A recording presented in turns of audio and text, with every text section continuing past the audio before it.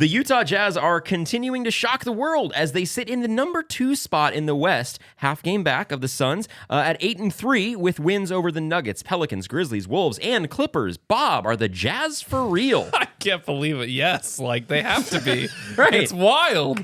Like we weren't supposed to. This wasn't supposed to happen. You weren't supposed to do that. But they're legit. And every game that they play, they're a lot of fun to watch.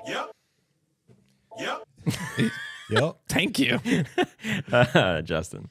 No, the Jazz are not for real. Tell me why not. What really is happening is teams are what's the word I'm looking for? Underestimating? Thank you. Underestimating them. So I think teams are going in, the same thing we thought. They're trying to tank. They're trying to do this. Players like, oh, I'm going to take the night off. It's fine. It's not a big deal. I'm not going to play that hard. I think we've seen that with a lot of teams. And for me, what really strikes to me is they are 5th in the points per game situation offensively. And that's what I think is a lack of defense from other teams. Because they have some offensive pieces, but they don't have a star scorer. Somebody we look at and we go, oh my gosh, this guy, he's going to lead the league in scoring. They have a lot of team offense, in my opinion. So for me, that's when I go, oh, teams are kind of slacking off of them completely for the whole team defense situation. But I think the reason that they don't have I think the reason of what you said is not because they don't have a star scorer. Is because they don't have a star scorer. So instead of teams underestimating them, they're saying, who are we guarding? And any given night, it can be a different guy. Trey. Guys, the Jazz are for real. That's the thing, Justin, is that a lot of teams are underestimating this team because we didn't know really what to expect from the Jazz with them not having that guy that can come in and score 25 to 30 points a game. But Lauri Markkanen is that guy. We've been waiting for it. He's been showing a lot of signs in the FIBA this summer. He played really well for Finland. And, he's a guy that can come in and, yes, he is ranked like 33rd in scoring right now, but I mean 21 points a game and with 9 rebounds, I think he could do something for real. And with Colin Sexton and Jordan Clarkson, he could be a 6th man of the year. I think watch out for the Jazz. Justin. I'm just curious if Lauri Markkanen's that guy, Colin Sexton's that guy, then hold on. Mm-hmm. Why would the Cavs give them up? For Donovan Mitchell, now we see how good That's why. Because the two of them are better than a singular Donovan Mitchell. And we're about to see that. Well, it's fit. That's the whole point. That's the kind of point that I'm making. Yeah. So here's what I'm thinking. Here's how the Jazz are doing this.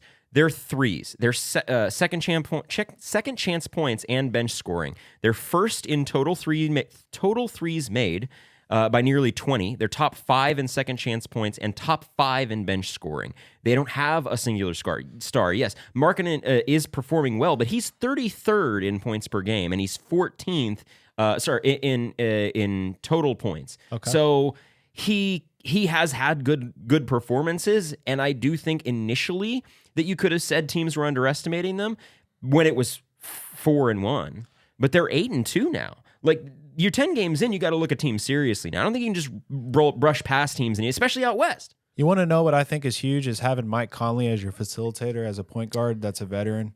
You got these young guys that, we have Malik Beasley, Colin Sexton, Jordan Clarkson, Lauri Markkanen can all come out and pop off for 20 in a night.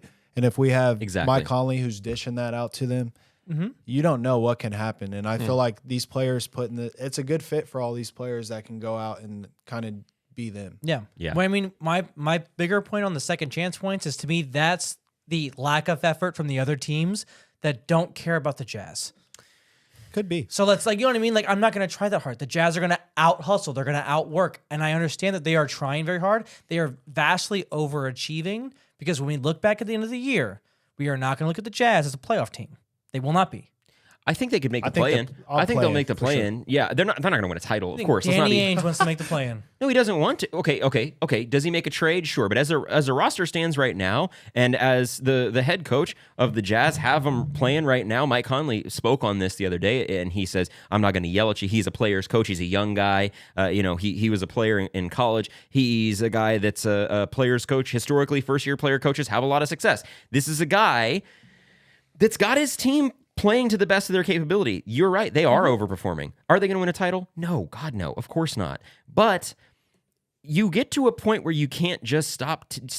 You got to take teams seriously. You can't underestimate anymore. I don't like the overperforming word, honestly, because it sounds like we had an expectation in the beginning. Well, what if the team is just better than our expectations? So they're just exceeding expectations. They're not overperforming. They're actually who they believe they are and how good they actually are. So well, yeah, and that goes back to Trey's point, is that any of these guys can pop off for 20 points a night, and then that's one of the reasons that bench scoring is so high, threes are so high, because you don't really know who's going to hit you on any given night. Yeah, one night it's Markkanen, one night it's Colin Sexton, one night it's Jordan Clarkson. You know, they hit you in a variety of ways, and of course there is an element of that, but I don't think that's the sole reason that they're sitting second spot 8-2.